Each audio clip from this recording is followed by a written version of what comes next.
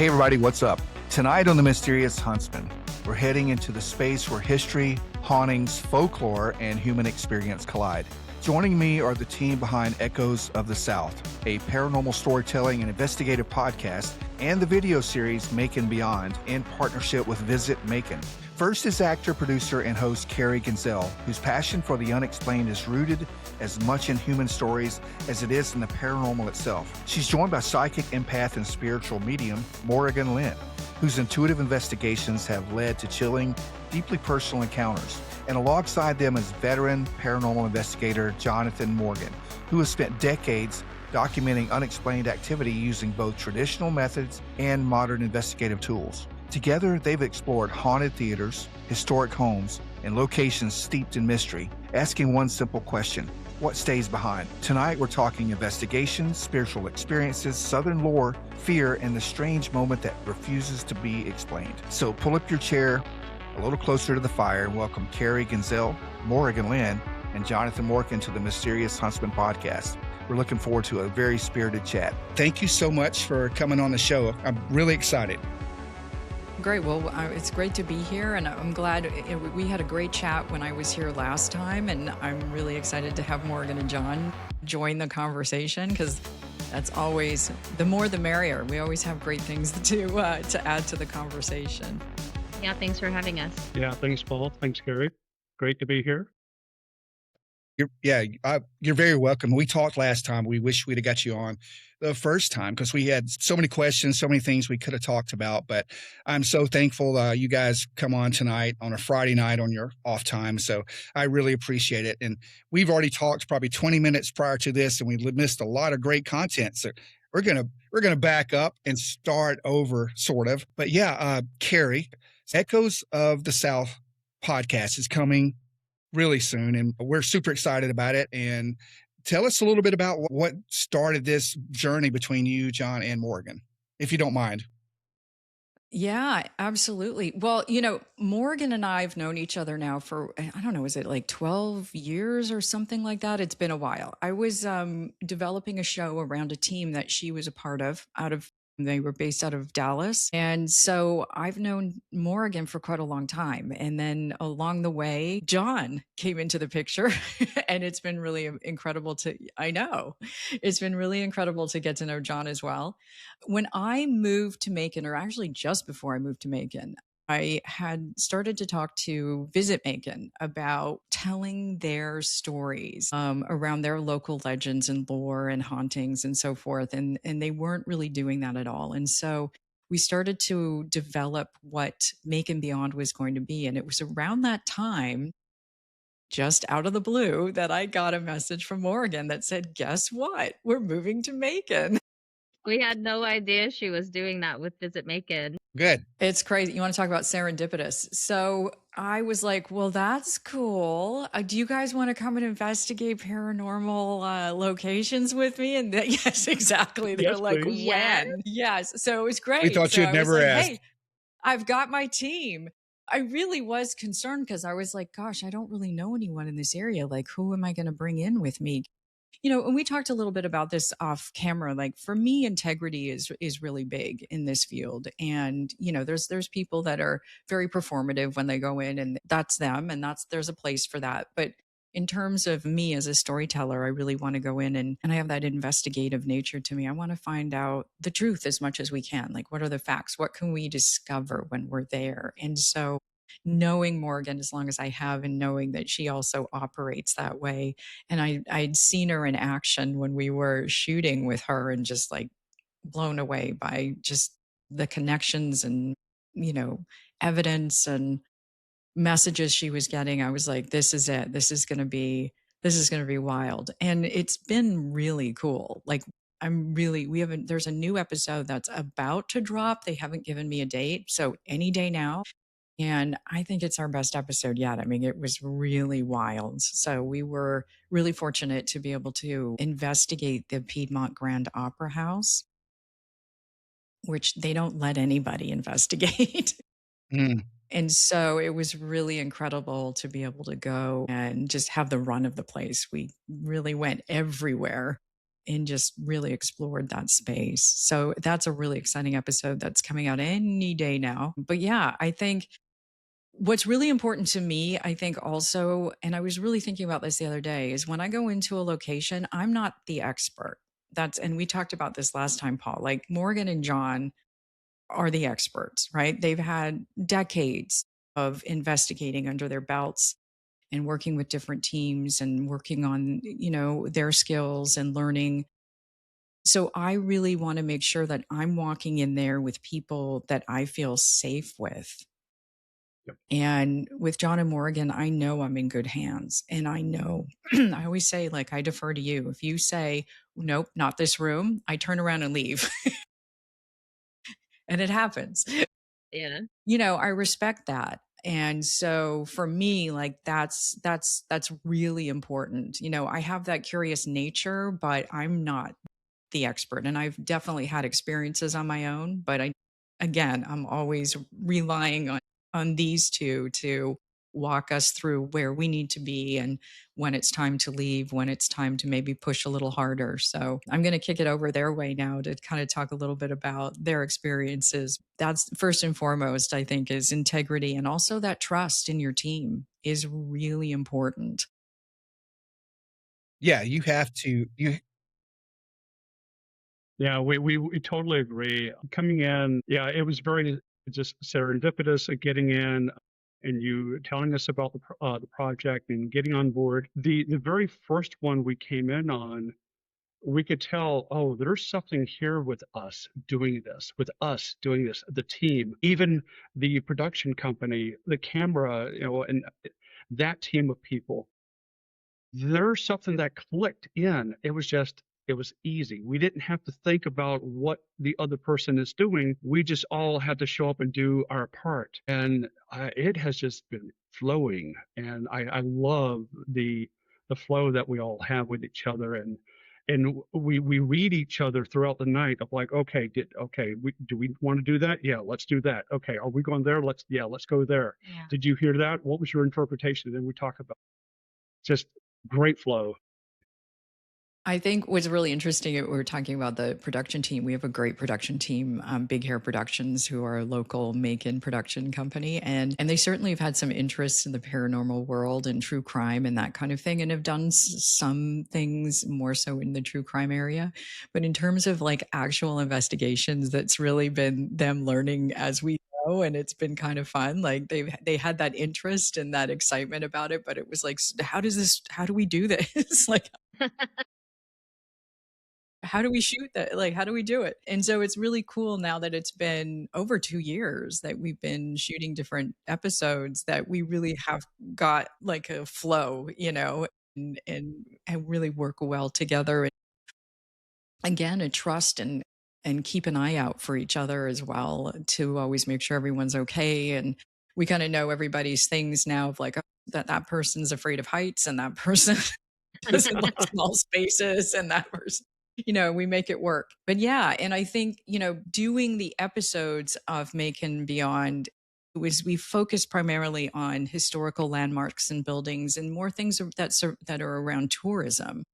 And where Echoes of the South came from is there were a lot of people that would come up to me and say, hey, I'd really like you to do my business, or I'd like you to do, they have a small business, or my home. I'm like, well, we wouldn't really do that like as a tourist destination. But those conversations kept happening, or different stories that I would learn. And I'm like, well, I'd really like to explore that, but we wouldn't really do that for Macon Beyond. And finally I was like, I just need to launch a new project where we get to go explore all those stories. And so that's really where Echoes of the South came from.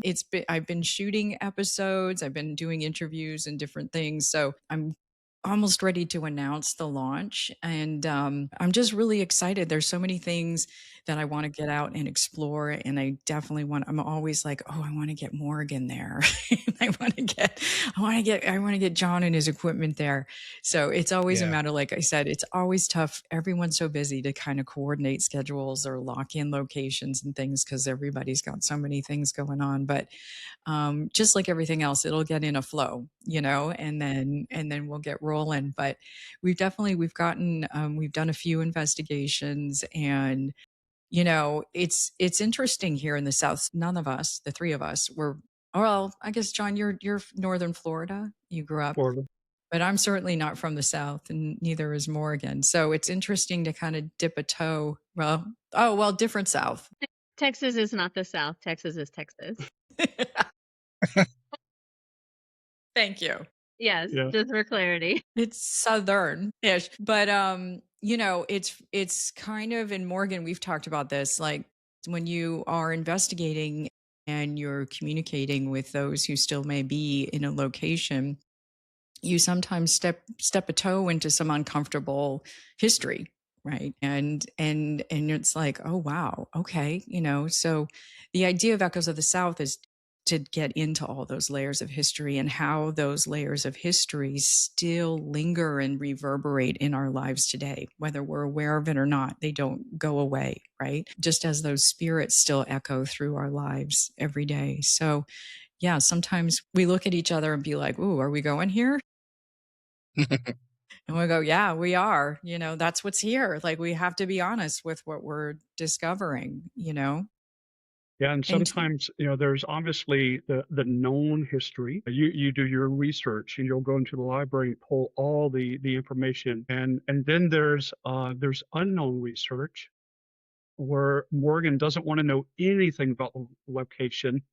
And then, like, the only one that does know anything is me and Carrie. And then we'll see what we get. And we are just, I'll go and brag about you. I mean, we're impressed beyond, oh my God, hitting okay, this is what has been said before. This is what people know. But then we get like the other layers, like Carrie was saying, the other layers of what's happening at these locations to people, some of the history, the unknown history.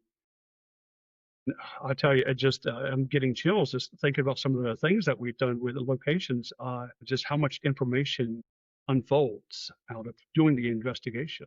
Well, there's so many different layers, right? Okay, we're in a building. There's all the layers of all the people that have ever lived there. So all the families, and some of these houses are over 100 years old. So there's families and families and families. And then there's whatever the land holds, whatever, like I look at it like if it were a geological dig and you've got the layers of terra, right? The layers of earth. And so you're going through all of the different decades and centuries of history in the land, and the land will hold energy as well. So it will take me a minute to kind of get through the layers and figure out who are we dealing with, what time are we dealing with, because there's so much. And so it's always exciting, and you never know what you're going to get. yeah, I mean, it's always that way. I'm always asking, I'm like, do we know what timeline? Because there's always so many layers in each location. And also what I find is like when Morrigan's in a location and she's working and she's kind of, I always say when her Wi-Fi signal's on, so many more spirits come to the party. Yeah. God. Yeah. 5 bars all the way on. There's always a point at the investigation where she's like, okay, red velvet rope. Okay, one at a time. It gets to be a lot because, again, Macon is not an overly investigated city. So it's the people like, hey, what's going on over here? And then if you have locations like the auditorium where there's that copper dome. Macon City Auditorium. It has a round copper dome on the top of it. Reflection, right. And then you have the limestone underneath. So right. Yes, that was the first episode we did, was the Macon City Auditorium. And we just threw John and Morrighan in. And let's go. And what was really wild is that I don't even know if they were putting in an elevator or a new HVAC system or something. So there actually was a big hole in the soil in the basement. I remember because Morrighan climbed inside of it, like nearly died. I had to touch the dirt. I had to touch the dirt. Get out of my way. Yeah, I was like, yep, she's climbing in the hole. Okay, here we go. But are we insured for this? But, so it was really kind of trippy. It was like talking about the copper dome and just how there were spirits kind of spiraling and sort of stuck in that in that swirl, and then being like in the dirt, in the soil underneath, which, goes way, way back. That's the root of it, right? Of everything, and just the layers of spiritual connections that you made when you were there. I would have never thought about that as the roof being a conduit, copper. I bet there's a lot of, I bet you run into that a lot with like the limestone and maybe the quartz, the granite, all kind of tip. Do you think there are different geographical locations cause different types of feelings, or how do you think that works? I think that it definitely can be like I've actually investigated in Tennessee at the Old South Pits Hospital. I don't know if you know where that is. I think I've heard of it. Yeah. Yeah, so it's limestone all the way through the city and water runs under it. And now you have this hospital on top of it. And so I think there's it provides a conduit kind of flowing energy that kind of keeps it alive like a fountain of life in a way on that level. And then depending on what happened in that building, it will also be a magnet for other energies that they feel familiar. "Oh, a hospital, I know what that is," and so it can collect even if that spirit hadn't died there. So it just kinda it that's why I like it so much because you literally don't know what you're walking in on. It can be anything. And so you have to go in really open and open-minded, open field, and just, like, receive whatever it is. And so it's what makes it exciting for me. Yeah. That's I really think, interesting. Yeah, sorry. I was going to say that reminded me a little bit of the of that house that we did where there were the spirits in the basement, and you were saying, well, it may not be that they're tied to this house per se. It could just be that they found this basement and it felt like a wow. safe place for them, and they're not actually connected to the structure at all, or there was something else on that land. Like, there's so many different things to try to get through, and to me that's really interesting, and more to what you were saying of like sometimes they're drawn there from somewhere else for whatever reason, right? And so it's always trying to like figure out the connection, or if there is one, and why they're there, and then always to see if there's anything we can do to help them. Yeah, and So Yeah. I there's you was been going to ask. situations. No, go ahead, Yeah. Paul. That was kind of my next question. I mean, as far as when you do go into a location like this and you feel that maybe they are trapped there, how does I'm totally new to this type of stuff. So how does that work as far as can you help them find their right place they need to be? Or is that a thing? Do you guys help them like move on or just try to find out where they're supposed to be or where their rest is? Yeah, who I am just as a person. So I always want to know, are you okay?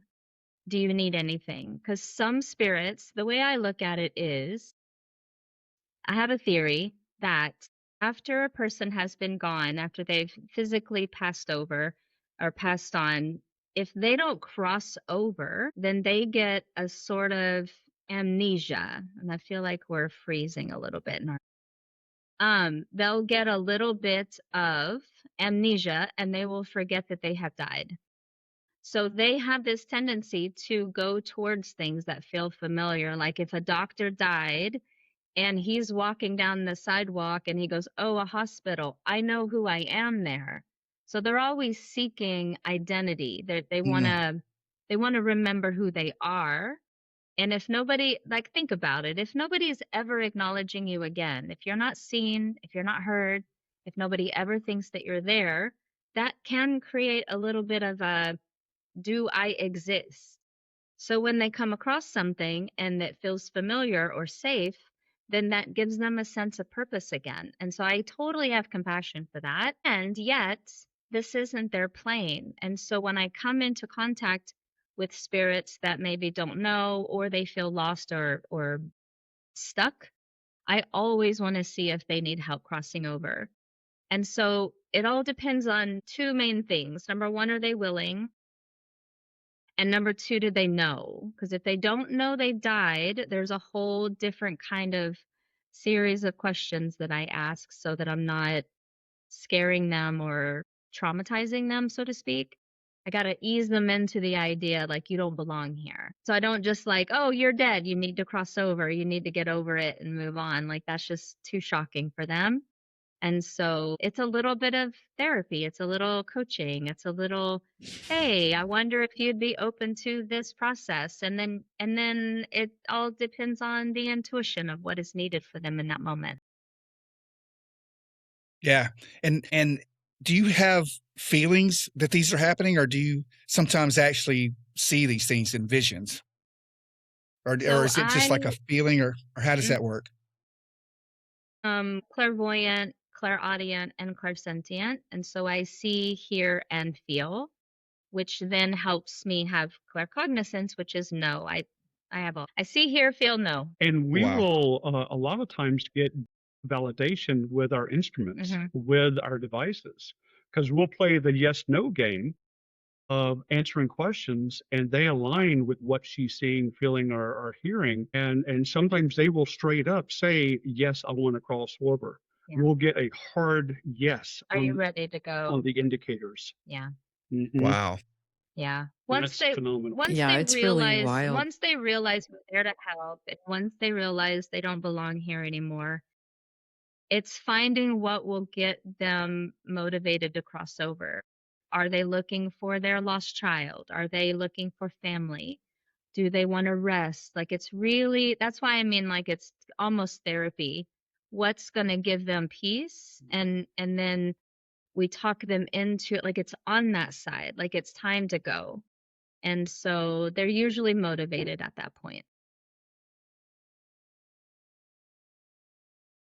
Yeah, I Wow. find it very emotional when we come across that because I a lot of times can feel kind of what they're feeling, and Yeah. it's pretty emotional when they go, and it's wild. Like in Macon, with the Macon Beyond video series, we had a young girl, and that's in the episode in the Hay House, and it was like, "Do you want to cross?" And it was like a hard yes, and Morrighan, worked with her and opened the door for her. And then all of a sudden, all the devices just went dead. Like it was like, she's gone. Wow. And so that's like really incredible to be in. It was in a really small room. So we were all in there with the camera crew and all of us Right. and the equipment and whatever. So it was a very emotional story of someone that had been through something very traumatic and was continually like reliving it. And so um, to see the device and the needle and everything just drop quickly is like, wow. Like, how do you explain that? Although we learned later when we went back that she actually didn't go, which was She changed her even more mind. heartbreaking. But Morrighan worked with her and then she finally did Yeah. go. She got scared. She was walking through the door and then went, nope, and then jumped back in, and we didn't know it until we went back for our follow-up interview. And so Yeah. we followed up with her as well, and yes, I wonder, got her. can imagine what she was going through. I mean, I don't know. We don't know how time passes there.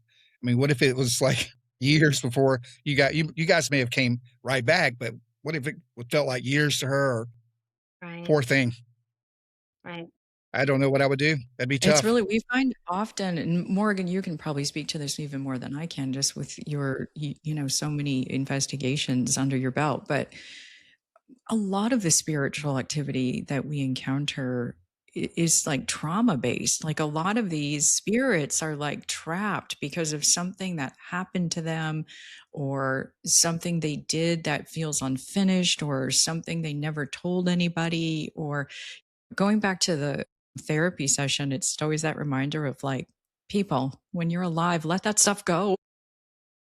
Right. Right. Yeah. They're seems stuck because of something, some event or something. And so that's always the thing that's quite heartbreaking to think, gosh, like how many decades how long have you been here doing this over and over and over again? So my day job is I'm a trauma informed coach. So I work with people in the living to help them offload what is stuck in their body. So I think it makes me the perfect person to help the spirits do that because it is all trauma. Nobody stays on this side because they like it. They stay because they're afraid of what's going to happen, or they don't feel worthy of rest, or they're going to be punished when they cross over. The only reason they're on this side is because of fear and trauma. And so that's why I like to coach them a little bit, like bring in some forgiveness and bring in some peace. And it is exactly the same because souls are souls. Whether I'm working with the living or the dead, it is the exact same process. Everyone just wants peace, but some people don't feel worthy of it or don't feel like it's possible for them. And so I look at it like it's my job to help them remember that. Yeah. Wow. It's an incredible job. I think like going back to what we started talking about in terms of integrity, I think that that's why for me it's very hard to watch other teams go in that are really just about the jump scares and the getting evidence and running and screaming down the hall, because we really do connect with the spiritual activity that's there on such a deep and meaningful way. So to me, I'm just like, no, that's not what we're about. Like, first of all, we're not trying to prove that there are spirits or ghosts. We know there are. We want to know who they are and why they're still there, and what can we do to help them, if anything. Yeah, and we wouldn't treat people like that in a normal day-to-day life. Why would you treat someone, on in the spirit realm who was here? I mean, it's just common courtesy and be polite, Yeah. and Right. there are times where you have to be assertive. There are times where you need to be Boundaries. aggressive, Mhm. boundaries. And again, like in such as real life, Mhm. there's situations, but don't go in every investigation kicking in the door and antagonizing. Right. Right. We don't. I have no respect for that. No, I've been with teams that want to start that, and I'll leave. I can't do that. That's, like you said, you got to respect them. If you respect them or a nice person in the living, you got to do that in the after also. It's just, Right. but Jonathan, I had a question for you. You've been doing the tech side of things for, like, I guess since the 90s.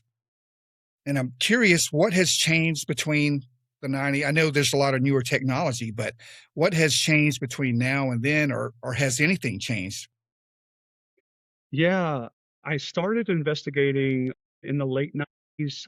I only had a voice recorder and a film camera with maybe 36 exposures. Maybe if I sprung for the big film, for the expensive film, Wow.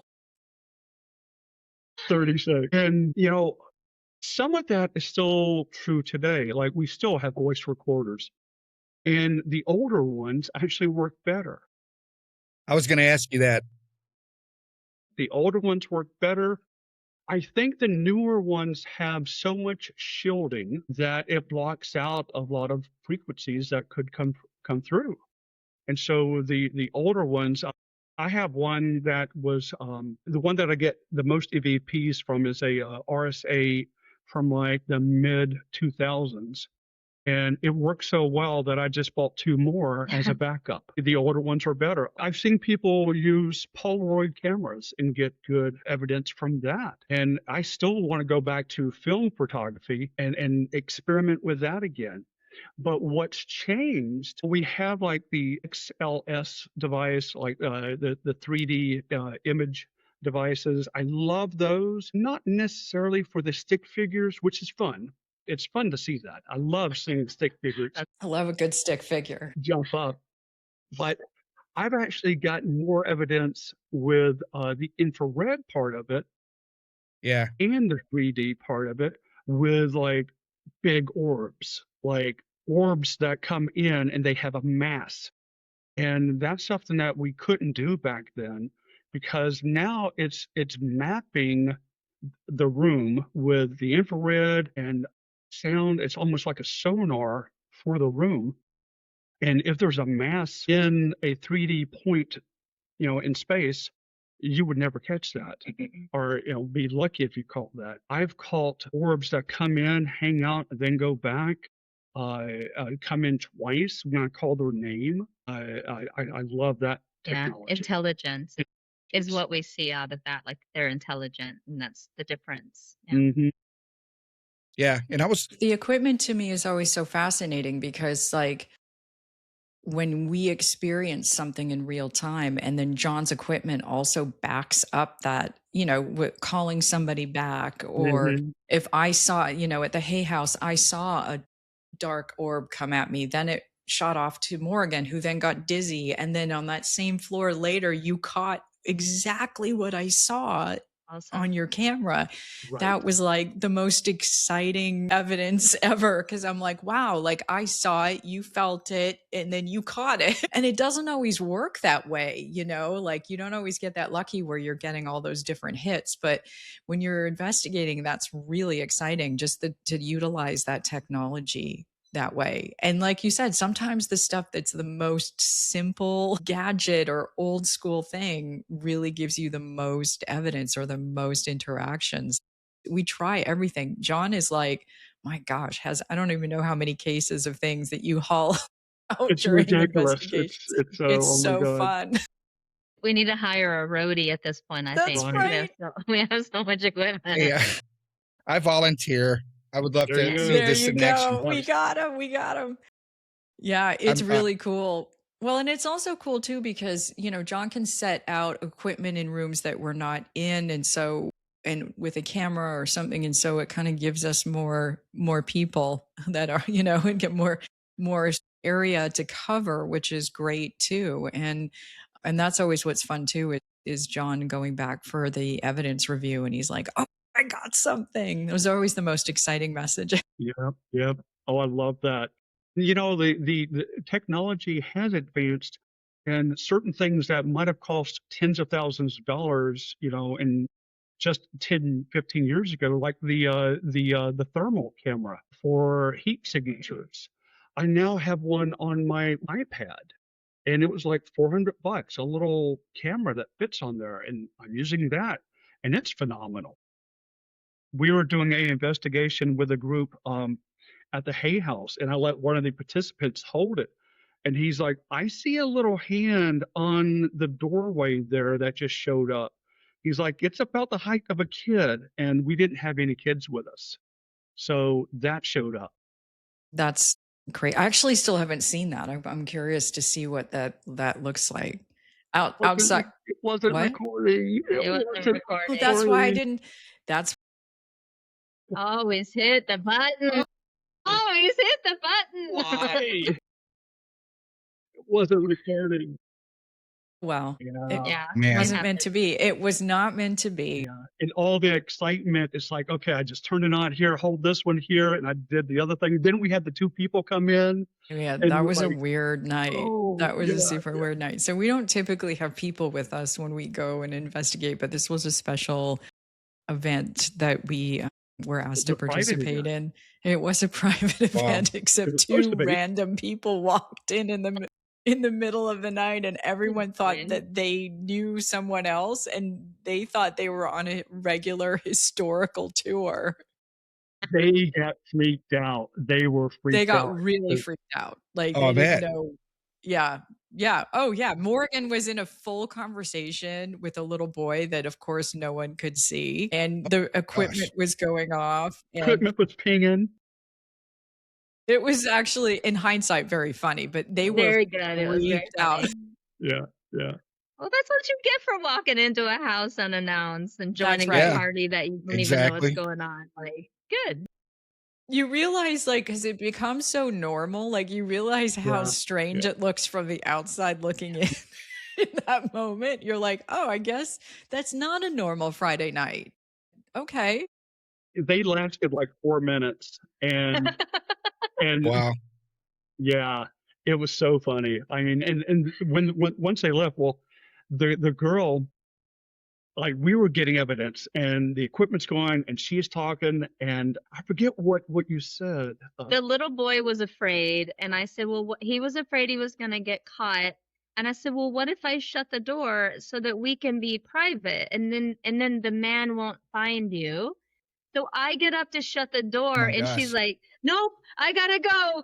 And she like bolts out the door. She goes, I have to go to the restroom. And she made it to the door and she turns around and looks at her husband or boyfriend with like SOS eyes. And she's like, you need to escort me down, like with this Wow. like panicked look. And so they leave and then everyone's like, who is that? And nobody knew them. And I was like, oh my God.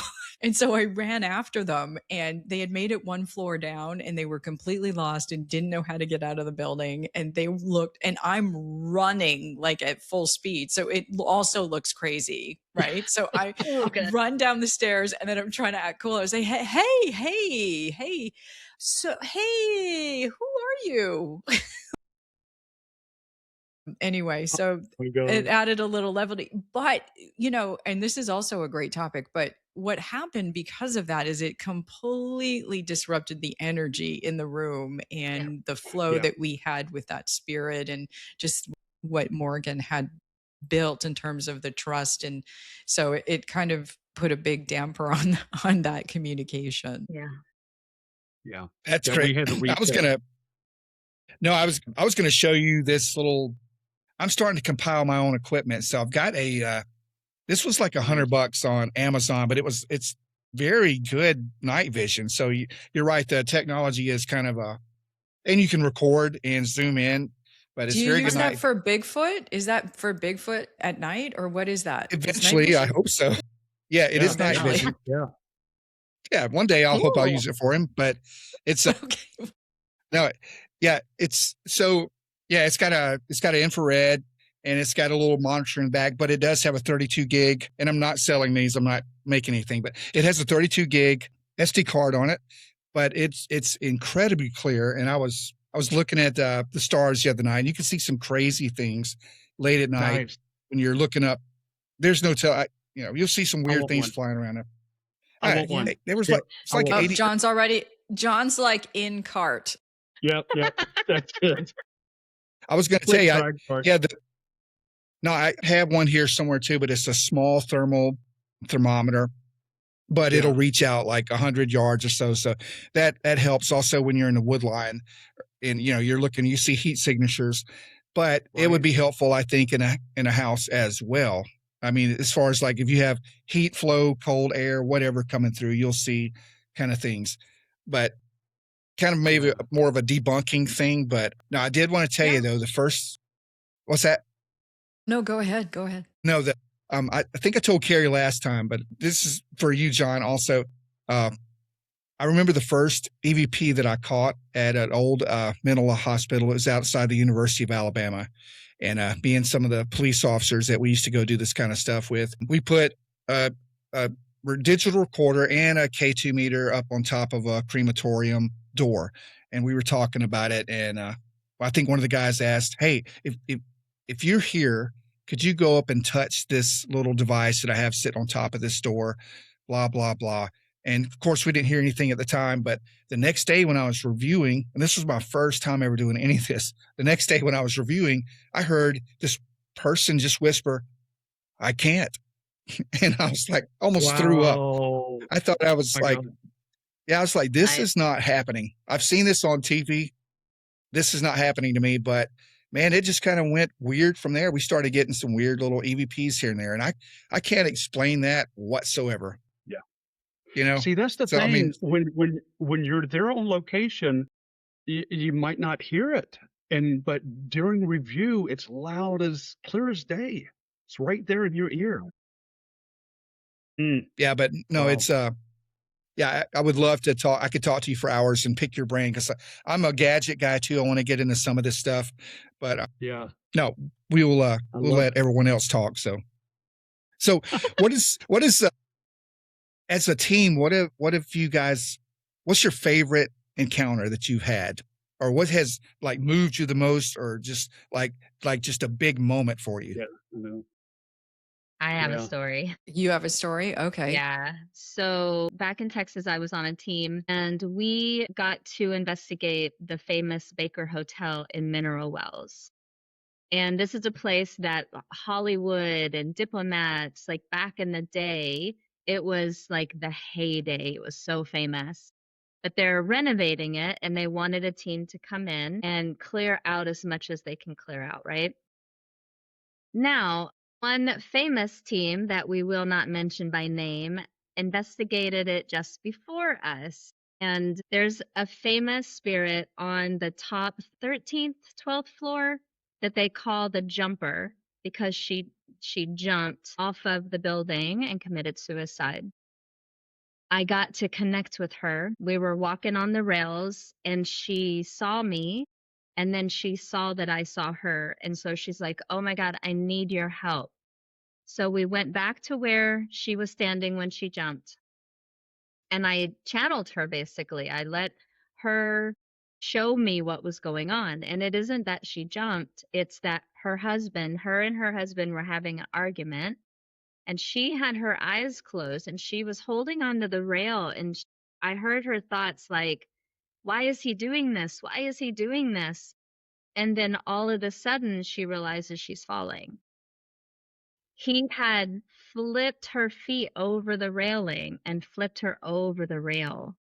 So Gosh. she wanted me to know that.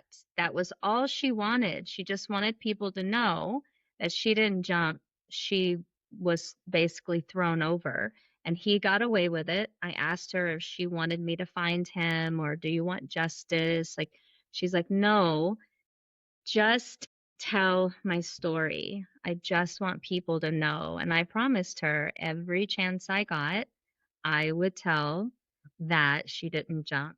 And the reason I mentioned the other team is on their episode, they're mocking her. They're blowing up a sex doll and throwing it Oh my over the gosh. side to reenact her jumping off of the thing.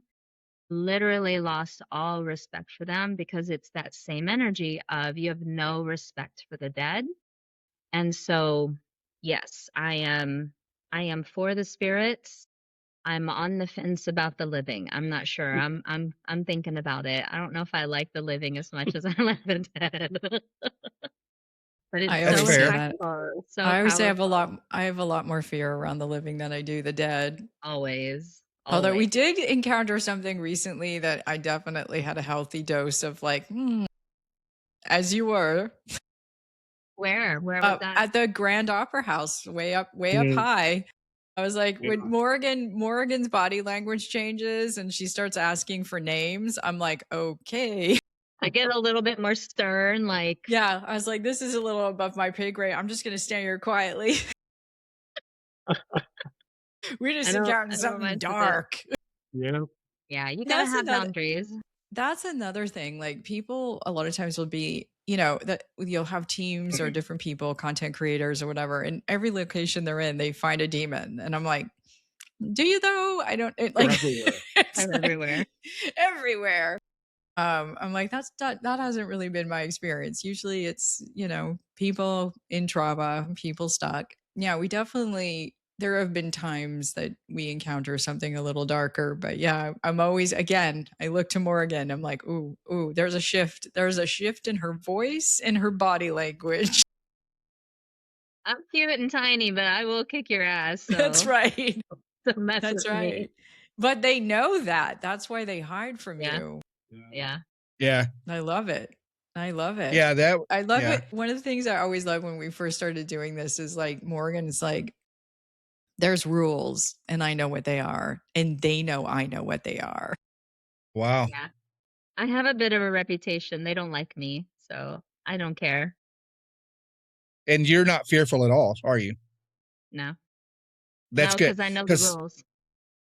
yeah. And most people that do come in there fearful, they feed off of that and just makes everything worse and worse and worse. That's right. It does. Yeah. That's right. No. Yeah. Yeah, there's Yeah. certain even spirits, I guess, that we're human sometimes will look for that too to feed off the fear, but then there's the whole other level There's of the non-human activity. entities.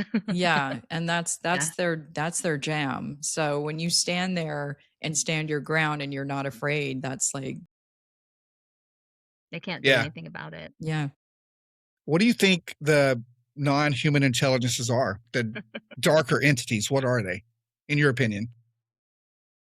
there are there are levels of demonic energies, and they go from like the non-intelligent, they're just following orders, all the way up to I have had run-ins with the big guys, the ones that are named, but they all run on the same rules, and so it doesn't matter. But then we've also encountered what I believe is extraterrestrial.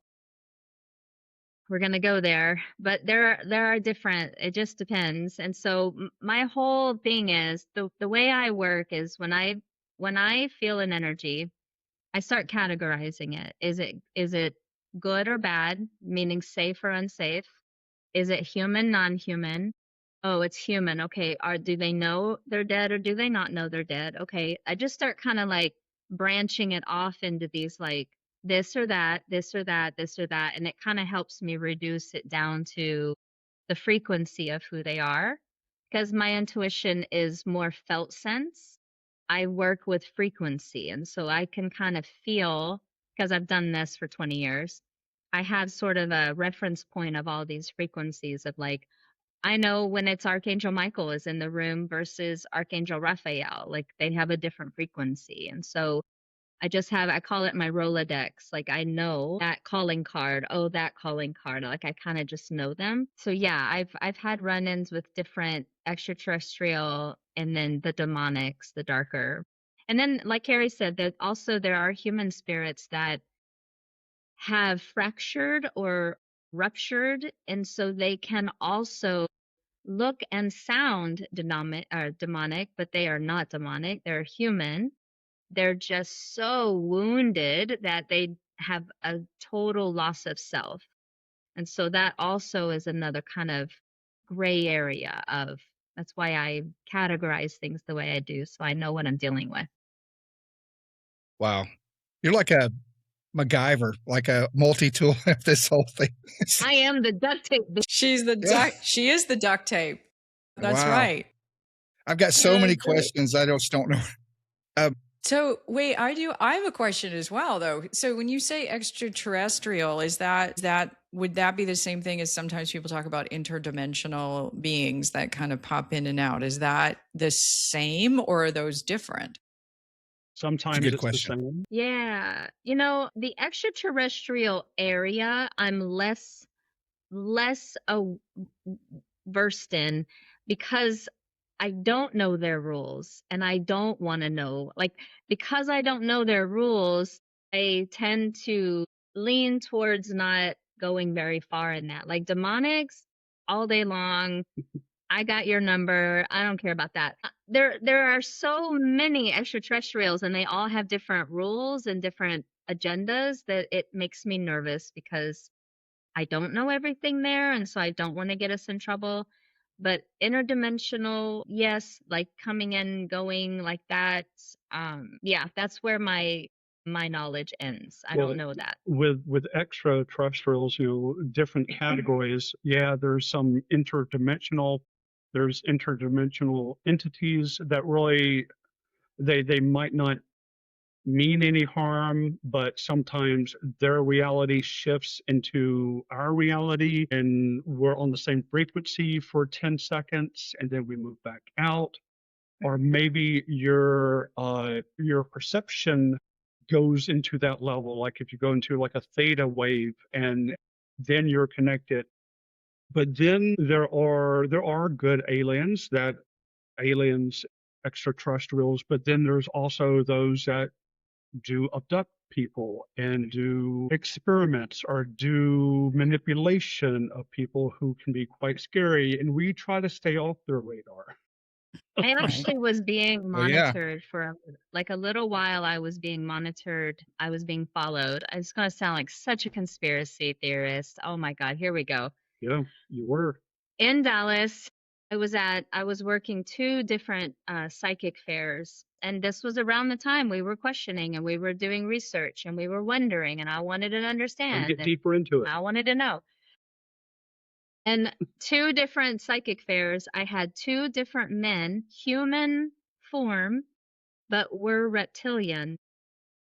And they were testing me to see if I would recognize them because here's what happened. The guy sat down and he's like, well, I want to know about, am I going to sell my condo in Florida? Something stupid. And I saw his eye shift. I saw the blink, the Wow. vertical. Yeah. I saw the blink. And my guides go, don't react. Tell him what he wants to hear. Now, the level of integrity, I never just tell people what they want to hear. They were like, don't react. Don't let him know you know. Don't let him know you saw that. Just tell him what he wants to hear. Oh, yeah, you're going to make so much money on this thing. It's going to be so good for you, blah, blah, blah. He leaves. 2 weeks later, I'm at another psychic fair. Same thing, different person, different human face. And it happened again. And they go, tell him what he wants to hear. Don't react. And I said, what is going on? And they said, they're watching you. Be cool. And then it finally eventually went away. And then that hasn't happened again. But that was weird. That was scary for me.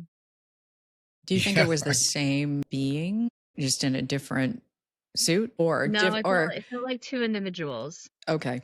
That same race. Same group. Same race. Well, it's that thing, like, you know, we've talked about this, and other people in the paranormal field have said this to me for years.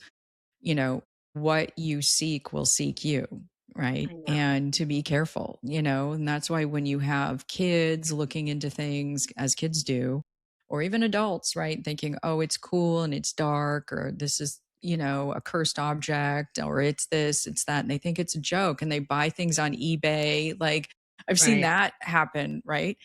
Yeah. And I've always been told, it's like, even if you're just investigating something, looking something up, there's ding, like it's being alerted that, you know, that you're interested, like that you're looking into it. So Yeah. maybe it was a little bit of that. You were on their radar. Backed off for sure. I didn't want to know anymore. You're So like, it I'm does make cool, me thanks. nervous. Yeah, I'm good. Don't react. That's the one room you don't go into. Yeah, I will, but I don't want to. Yeah, yeah. Man, I couldn't imagine. Paul's like, where do you go from there? All right, look at the time. Oh, it's like, where do you go from Bigfoot's not there? this scary. That's right. I don't. Well, I guess, Bigfoot's but a whole thing. We talked a little bit about Bigfoot when I bet, was because little, I mean, yeah. yeah, because there. Because I was saying, is Bigfoot an interdimensional being? Is that why no one can find them or whatever? Is that they go through, you know, a portal or whatever? Like they can, you know, bounce well, around. Morrighan, what do you think? Have you ever? So intuitively, I feel that. Yeah, I have no evidence to back that, but I do feel like there's something like that going on. Sure. Yeah, a lot of your, I guess, people in the know or your upper tier Bigfoot researchers are starting to look at them being interdimensional. And, you know, just in the past few years, they're talking about the whole mind speak thing. So, and they're seeing orbs, they're seeing UFOs, UAPs, like you said earlier, someone said earlier, but a lot of this stuff could be just connected. Yeah. So, you know, I did, like, my first time back, I did have Ron Moorhead on, and Ron was the one who did the Sierra Sounds. You know, he got a lot of just a big researcher in this field. He's one of the tops. And he started, he went in there thinking this is flesh and blood, maybe undiscovered primate in, you know, going through North America. But he started seeing the orbs. He started seeing the lights. And he's written a book called Quantum Bigfoot that does way better, I guess, discussion about this topic. But he's definitely thinks they're very interdimensional. Yeah. I mean, I've seen different things too, where people talk about that, seeing the orbs and different things. Maybe that they don't look like that at all. They're spiritual beings or they're something else, but that's their suit they wear because they think we're going to stay away. Meanwhile, we're all running after them in the woods with our binoculars, whatever you had there from the infrared. But it, you know, it just seems weird because, like, you'll see stuff sometimes. There you go. You'll see stuff sometimes and then they'll just completely disappear. Like where they're tracking it on like a FLIR or something, and then all of a sudden it's just gone. And you're like, well, how can something 7 feet tall or whatever just like disappear? So that's why I'm like, well, that does kind of make sense. Yeah. And there's always only one footprint. It's like in mid stride, he phases out of reality into another. Right. I don't know. I don't. But you do have your flesh and blood people. Like, I mean, they find hair, they find supposedly DNA, they find scat and and this thing supposedly leaves physical evidence, yet, it's still maybe working in the etheric realm for one reason or another. I don't know. I've So heard things. There's a he'll I lot mean, of I've never, what's that? phase shift. He'll phase shift into our reality just to leave some scat and then phase back out. So This is his bathroom. this is It's, yeah, where Earth is. comb its hair. That's hilarious. I'm Yeah, just you gonna beat me go to in it. here and Earth is poop. his bathroom. Oh Yeah, my Earth god. is the So bathroom. gross. We've solved the mystery. Well, there's a I lot think of you weird should. things in the forest, and but I never thought of it as yes, we're Bigfoot's bathroom.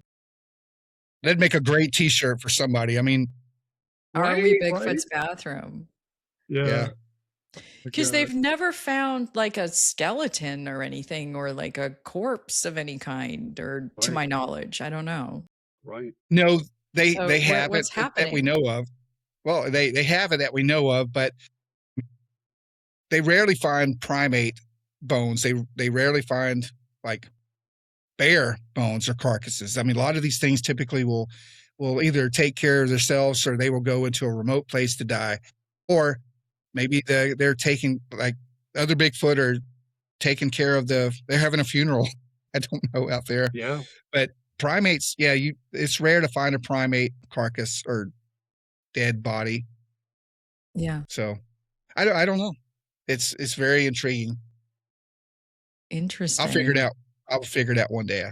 I'm gonna do That's my right. best. That's right. Yeah, we're Yes. gonna get out there. Now, did you go and do a little Bigfoot hunting when you were in Georgia recently? No, I mentioned to you I was going to be going to the land between the lakes. That's north. It's more in Kentucky, but we got rained out. It was storming that weekend, and it was just going to be just a mess to go back country and hike and look around and stuff. So we are definitely planning on going back soon.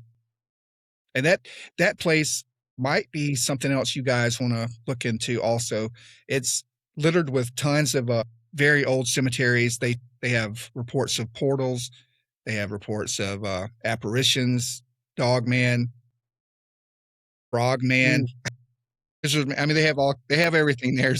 It's another bathroom up there, I guess, for people.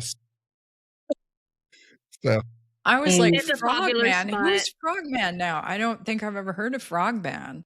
there's everything: Goatman, Frogman, any kind of Guess there's hybrid. Yeah, I mean, yeah. I don't know where I stand with a lot of it, I but love that they're all men. I'm supposed to say, why are all the cryptids men? oh, that's true. it's That is interesting. true. That's a good point. Women Good. stayed back and they're cooking dinner That's right. in their That's right. patriarchal society.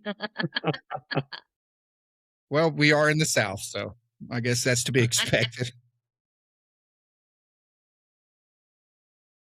But no, I guess, what is your next adventure for you guys? What's coming up next? Gosh, I'm working on some things for us to go and do, and I think, and also just things that aren't necessarily that don't necessarily fall into like, oh, this is a house with some hauntings attached to it. Just more mystery, but also kind of some, reconciling of events and things, and honoring the past and things like that as well. And then I'm also just interviewing some interesting people coming up that have had some really wild experiences. So there's definitely a lot coming. I mean, Echoes of the South is just getting started, and I'm really excited about what's to come. And then with Macon Beyond, we have a new episode that will be dropping at some point this month. People can check those out at maconbeyond.com. Yeah, so the adventure continues, Paul. It never ends. And it's, I find that with the paranormal is I'll start out, I'm going to talk to this person, and then there's always that thread that just keeps leading you to the next, to the next, to the next, to the next. And it's always this windy road where you're like, I didn't think I'd end up here. I didn't think I'd end up with the reptilians today. Right. I have And stories. I here didn't we think I didn't think we'd wind up in Bigfoot's bathroom, but here we are. Another shocker. I love that. I'm going to use that. Thank you, That should be Morrighan. the title of this episode. Okay, I'm game. People would be I like, did I want don't know how this happened. Morgan, I do have a question for you. And I just want to tell you real quick is I stayed at the Thomas Hotel or the Thomas House Hotel in Red Bowling Springs, Tennessee. I don't know if you've heard of that. That's also been on a few of the performative ghost shows, but I had to stay there for work. I was in the town doing some private investigation cases, and that was the only hotel there, which of course I jumped at. Nice. First night, I was in there by myself. There's no one that really, I don't know if I should say that. It's very off the beaten path. I mean, it's not close to anything, but it's a wonderful, beautiful place. I'm definitely going to go there soon to stay just for an actual investigation. But the first night I was there, really nothing happened. The second night I was there, I was awakened like at 3:30, maybe even 4 a.m. with a terrible odor in the room. It was like dead animal. I'm sorry. I was like, is it? Get the salt. Bigfoot was in my Bigfoot barged in, but no, it was but no, the smell, I've never had a smell wake me up just from a dead sleep. It woke me up, and I didn't react to that also because I knew where I was. I didn't want to like Don't be let them panicked know. or anything. I didn't even open my eyes for a second. I was like, I'm just gonna stay here and see what I hear, see what happens. But the smell got worse. And then finally I sat up, opened my eyes, turned the light on, looked around, nothing, and the smell just went away. And I was like, was I dreaming this? Or was I just coming out of a super deep REM state or whatever? But I turned the lights off, went back to sleep, and about 5 a.m., the same thing happened again. Same smell. It was overwhelming. It really made me nauseous. It was a terrible dead animal smell. And it went away. I got up and I just turned the lights on. But I was fully awake at this point and I could still smell it, but it just went away. And I swear I took a shower the night before. So I don't know what that was. You're Your like, it thoughts wasn't on me. that? No, it was not me. What are your thoughts on that? I mean, are there odors that can do this? Yeah. So what I'm finding that's interesting as you're telling me this story, I'm actually reaching out and reading it and seeing what I can get out of it. Wow. It's blocked. So when something is blocked, it tells me there's something intelligent on the other side of that that doesn't want me to see it. And so it's an intelligent being, right? It wasn't random. It's not somebody just like passing through and they didn't know you were there. There's almost always an intelligent being on the other side of that barrier when they don't want me to see something. And that is typically demonic. Typically, when there's something on the other side, they know, because let me be arrogant for a minute. They know me, they don't like me. And when I look at them, they go, no, because they know if I see what it is, I'll be able to do something about it. So if with all of that going on, that feels like it was someone watching you sleep, and then you Great. interrupted it because you woke up and then you went back to sleep and they came back, and that feels intelligent and not of the light. I'll just put it that way. Intelligent and not of the light. So I shouldn't go back is what you're saying. So when are you going to No, go back? I say Yeah. let's go back. Let's go back. Anytime.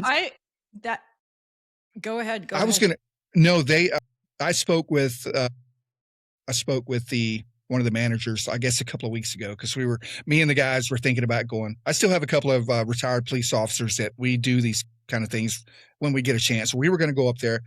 They were having an event that weekend, so they couldn't have us in, but it's very economical just to go stay there. And if you're through there or if you're there throughout the week, you got the whole place to yourself. And it's very relaxed. It's very beautiful. It's very massive. And it's a great place to be. But like I said, it's economical. And you're That's just, a good Morgan just remotely started her car. She was like, let's I'm go. already there. She's well, that it's only about an hour. It's only about an hour north of or northeast of Nashville. So it's not far, honestly. Yeah. Okay. What I was going to say, Morgan, is that because you're known to them and they're trying to hide themselves from you, when you're going to a location knowing something like that is there, do you cloak your own self so they don't know you're coming? Whenever yeah, that's such a great answer or such a great question. So what happens is when we're going to a location, I'm gently looking. I'm gently kind of scanning, but then looking away. It's weird. I'm acting like I'm not looking, but I'm like, you know how when you want to like, don't Yeah. look now, but somebody's over there and you go Right. like this? It's kind of like that Okay. because I don't want to alert anyone that I'm coming because I want the natural state. I want to see what we're walking in on. So when I walk in, I'm not looking yet. I'm feeling and getting a lay of the land. And then when we start the investigation, then I open and I look. So I've never talked about it before. There's a series of things I do to not let them know we're coming. And then that's also too why I like when we do investigations, I don't want to know where we're going. I don't even want to know the name of the place. I only want the numerical address. Right. That helps me connect, and then I can kind of, gently look, and then I'm not disturbing too much because I want to walk in on the natural habitat, so to speak, Mm-hmm. without Mm-hmm. stirring it up too much. Yeah. Yeah, I know because I've talked to different people Mm. and certain people that do tackle those darker things, and quite often that's kind of their specialty. And they've talked about how they do kind of hide themselves. They have to kind of, because they're known as well, right? So if they're going in to help somebody, if there's a partial possession or something, or a possession, right? There's people I've talked to that are demonologists and different people. They really have to come in and, as much as they can, like surprise them, right? They know they're coming, then the guard's up, right? They're ready, they're prepared. And so that's why I was asking, in a situation like that, where you kind of tapped in and was like, okay, I guess I see what's there, but it also knows that you did that. So if Because we were like, we're going next week, yeah, would you once you then see like, them, they see you. It pierces the veil of that visual side. Like I found that out by accident one time, but it once you see them, they see you and now you're both illuminated and they know you're coming. But when it comes to demons like that, I don't care if they see me. Like it sounds really weird, but it's like I will go face to face with them. I don't care about that. And there's a certain level of like, I know they can't touch me. They can't touch me without permission. And I'm certainly not going to give them permission.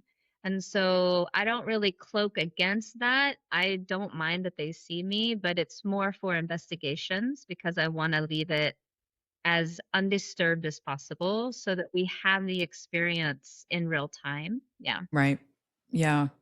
Yeah, it's very interesting to me because there's this whole other world. Like I always say, like for people like yourself, there's probably like, you know how the FBI has the most wanted poster? Like you're on one of those posters. I imagine that they're in hell and they're like, I hate that bitch. And I'm like, that's right. That's right. Well, I guess You they just you like to and watch all me a lot sleep, of so I'm not a threat, that's I right. guess. That's right. Isn't that creepy? Like, okay, weirdo Yeah, that's creeper, why are you creepy. watching me sleep? Like, come on. It's Uh, very creepy. It was a slow night at the hotel, Paul. There was no one else to watch. It was boring. no, It's I was the only one. disgusting. Wow. That's right. Good That's good thoughts. wild. That's yeah, so sleep with that tonight. There's not gonna be any What's in sleep. oh, no. Well, what's interesting too, Morgan, you were talking about how, like, piercing the veil.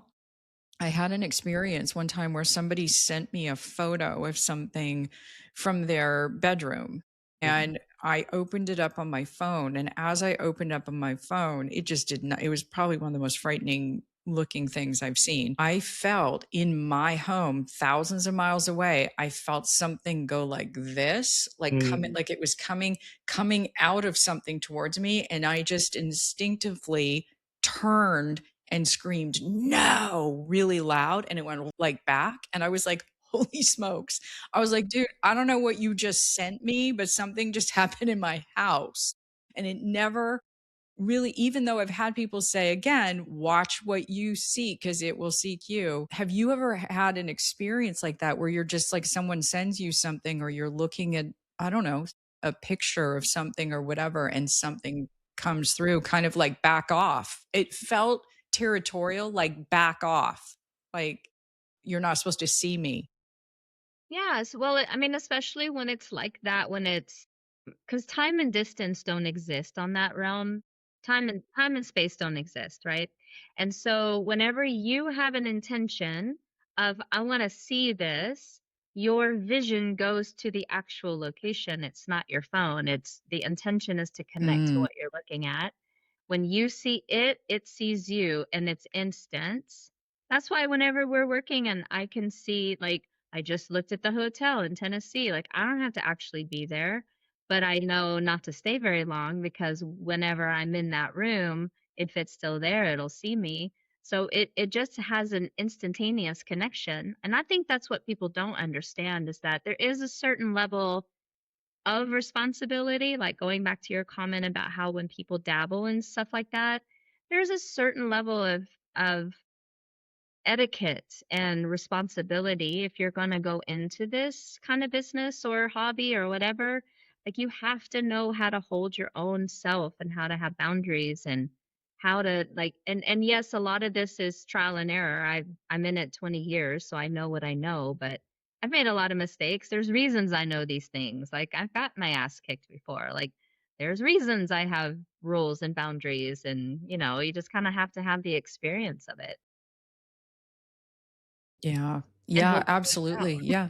Yeah, absolutely. Yeah, it's so crazy to me, like, because I learned so much from investigating with you both and talking to you both, like, and then there's still so much to learn. And for you as well, right? Like it's not like there's a graduation for like you figured it all out. Every investigation, I walk in as a newbie, like, what are we dealing with? How is this gonna go? Like, it's never, I sound confident, but it's never arrogance. And because I'm always learning, always dipping into a new level of awareness. So no, it's ongoing. Well, I definitely think we're going to have to go somewhere. I would love to hang out with you guys. I'll be your roadie. I'll pack all your equipment. And Deal. We, I, I, Love I it. we got to definitely want bring to, the ex-cops, I think. We got to have the whole crew, right? We got if we're going dark, we got to bring we need the former law enforcement team coming in with us. yeah, Yes, I let's. guess so. If you want like some comedy relief, I guess. But Well, no, that's another thing. That's another thing. Like, we've talked a lot about things that are dark or emotional or heavy and things like that. But there's a lot of laughter and camaraderie that Oh, happens yeah. as well. You got to break the Yeah. yeah, break it up a little bit is have you some do. And fun. you do. And you guys were talking about you trust each other implicitly when you go to these places. And that's kind of like how I feel. I mean, I was with these guys 15, 20 years, in thick and thin through some rough stuff and fun stuff. But you learn to lean on each other, and you, I can trust these guys with my life no matter where I go, and I hope they feel the same. But I mean, we do more of the outdoor stuff, looking for any of the cryptids and stuff. And we're all kind of like outdoor survivalist type. So yeah, it feels good to know that you can trust the people to your left and to your right. So Yeah. I get it. I get it.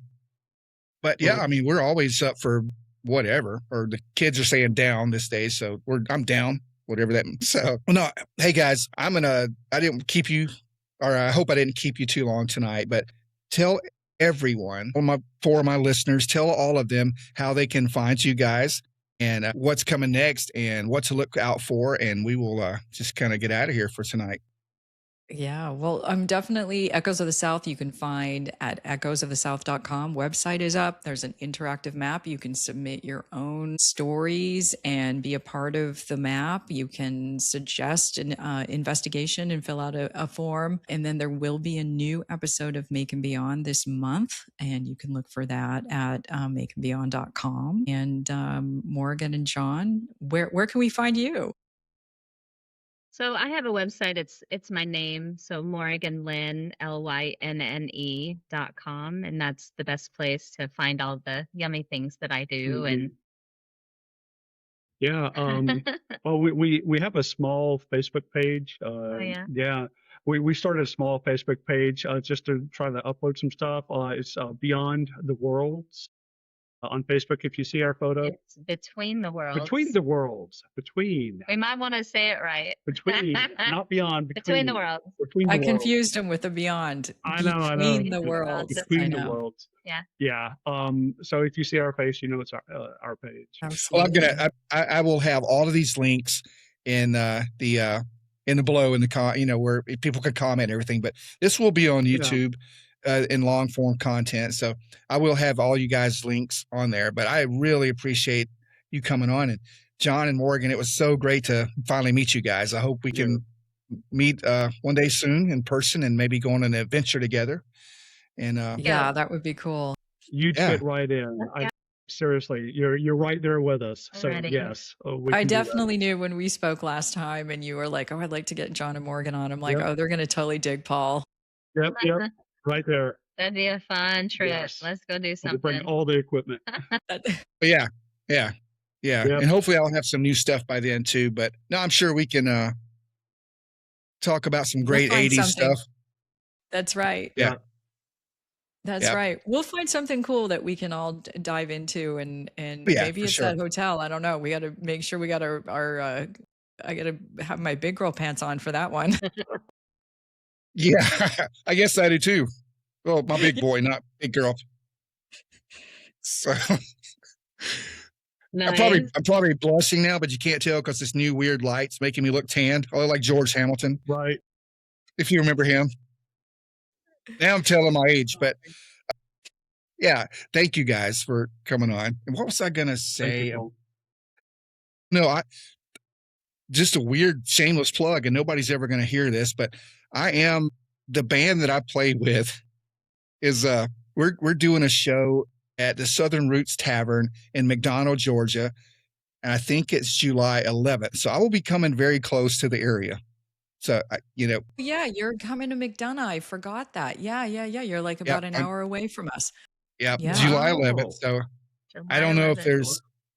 I don't know if there's any haunting. There may be some weird things happen at that club that night, but I don't know if it'll be paranormal. But yeah, Well, we'll I'm try gonna and try to figure out if there's something in and around that area. I'm sure there is, in any kind of location or who knows? trip. Yeah. and that's a Friday night. So I could at least maybe swing down and meet you guys for a few minutes or something since we're that Yeah. close, and plan our trip to maybe the hotel. I don't know. That sounded weird too, but anyway. Not when you're an investigator. I You think we talk about all know meeting what you're people. laying down. That's right. When Well, you we do, but- investigate, you talk about going to hotels all the time. That's right. Oh, man. Late Yeah, night. you do. Late Yeah, night, Well, all night. after hours. But seriously, thank you guys, and I hope we can do this again soon, and maybe we can even touch on some of the other fringe topics that are out there besides some of the. Morrighan, I know I do want to talk to you at some point about what you think about remote viewing, and I know you know probably a lot about that stuff and the whole gateway experience and everything having to do with maybe the MK Ultra side of things, and if you're familiar with some of that, but I bet you are. All right, and how that tie. Okay. Now I just wanted to Yeah. stay a little bit longer. No, I can't. So, next, round 2. Yes, please. And I will For keep sure. you guys. Yeah, I'll keep you guys updated. And this is going to release in a few days. I've got the Bell Witch video that I'm going to try and release in a few days as well. It may come out at the same time, but I will definitely tag you guys in all of this, and I'll have all your links to Echoes of the South and Between and Beyond. On your Facebook page, right? So, but thank you guys, and I will talk to you real soon. Thanks All right. so much Thank for you. having All us. right.